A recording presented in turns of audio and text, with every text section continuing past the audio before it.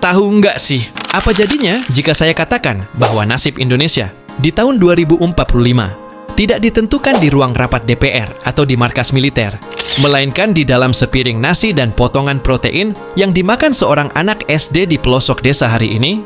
Kita sering menganggap makan bergizi gratis hanyalah program bagi-bagi makanan untuk rakyat miskin. Tapi bagaimana jika ini sebenarnya adalah protokol rekayasa IQ nasional yang dirancang untuk menyelamatkan bangsa ini dari kepunahan kognitif?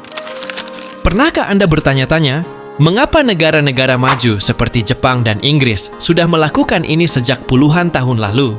Bahkan saat mereka sedang hancur karena perang. Apakah ini tentang perut yang kenyang atau tentang membangun arsitektur otak agar anak-anak kita mampu bersaing dengan kecerdasan buatan, AI di masa depan? Hari ini, kita akan membongkar sisi gelap dari kelaparan tersembunyi, hidden hunger, dan mengapa program ini adalah pertaruhan hidup mati bagi kedaulatan Indonesia. Banyak orang salah kaprah. Mereka pikir selama perut tidak berbunyi, berarti semuanya baik-baik saja. Namun, ada musuh tak kasat mata bernama hidden hunger.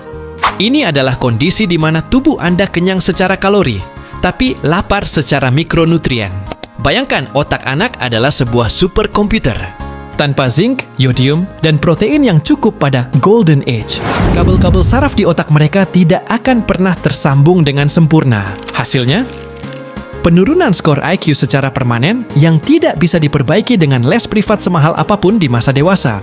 Pertanyaannya, berapa triliun kerugian negara karena memiliki sumber daya manusia yang gagal mencapai potensi kognitif maksimalnya? MBG bukan tentang memberi makan. Ini adalah program maintenance perangkat keras manusia Indonesia agar tidak mengalami stunting intelektual. Kita sedang bicara tentang memutus rantai kemiskinan struktural langsung dari akarnya, biologi manusia. Mari kita keluar dari ruang kelas dan masuk ke pasar lokal. Apa yang terjadi jika pemerintah menyuntikkan dana ratusan triliun untuk membeli telur, daging, dan sayur dari petani lokal setiap hari secara konsisten? Ini adalah bansos yang menyamar sebagai stimulus ekonomi global. MBG memaksa terciptanya rantai pasok raksasa dari hulu ke hilir. Petani punya kepastian pembeli, peternak punya target pasar tetap, dan ribuan UMKM jasa boga lahir di sekitar sekolah. Tetapi, ada tantangan besar yang jarang dibahas. Kebocoran distribusi. Bagaimana memastikan satu potong ayam benar-benar sampai ke mulut siswa tanpa dikorupsi di tengah jalan? Inilah mengapa MBG juga menjadi ujian bagi digitalisasi birokrasi kita. Jika program ini berhasil, Indonesia akan memiliki sistem logistik pangan terkuat di Asia Tenggara. Jika gagal, ini akan menjadi lubang hitam anggaran terbesar dalam sejarah. Mengapa militer harus peduli dengan makan siang gratis? Jawabannya sederhana, kualitas serdadu masa depan. Sejarah mencatat bahwa Inggris memulai program makan siang sekolah setelah mereka menyadari bahwa banyak pemuda mereka terlalu lemah dan kurus untuk direkrut menjadi tentara saat Perang Boer. Dalam simulasi perang modern, kekuatan fisik dan ketahanan mental prajurit berakar pada gizi masa kecil. Tanpa MBJ, kita sedang membiarkan calon-calon penjaga kedaulatan kita tumbuh dengan tulang yang rapuh dan daya tahan tubuh yang rendah. Di tengah ketegangan Laut Cina Selatan, Indonesia butuh generasi yang tangguh secara fisik. MBJ adalah anggaran pertahanan terselubung yang hasilnya baru akan kita lihat 20 tahun lagi saat anak-anak ini berdiri di garis depan sebagai pemimpin, ilmuwan, dan prajurit. Ada satu sisi yang hampir tidak pernah dibahas, kesetaraan sosial. Adanya MBG jadi makan terus gitu, walaupun di sekolah. Di meja makan sekolah, tidak ada anak kaya atau anak miskin. Semua memakan menu yang sama, nutrisi yang sama. Ini adalah laboratorium sosiologi terbesar untuk menghapus sekat kasta di Indonesia.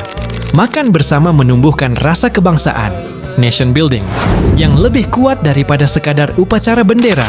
Kita sedang mengajarkan disiplin, etika makan, dan kesadaran gizi sejak dini. Bayangkan sebuah generasi yang tidak lagi kecanduan makanan sampah, junk food, karena lidah mereka sudah terbiasa dengan gizi seimbang sejak SD.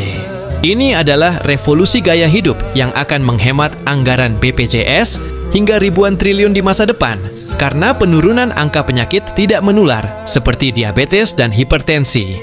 Jadi, apakah ambisius itu penting? Jawabannya bukan ya, tapi mutlak. Ini bukan soal politik pencitraan. Ini soal Darwinisme sosial. Bangsa yang tidak memberi makan otaknya akan menjadi pelayan bagi bangsa yang melakukannya. Dunia di tahun 2045 akan sangat kejam bagi mereka yang lambat berpikir.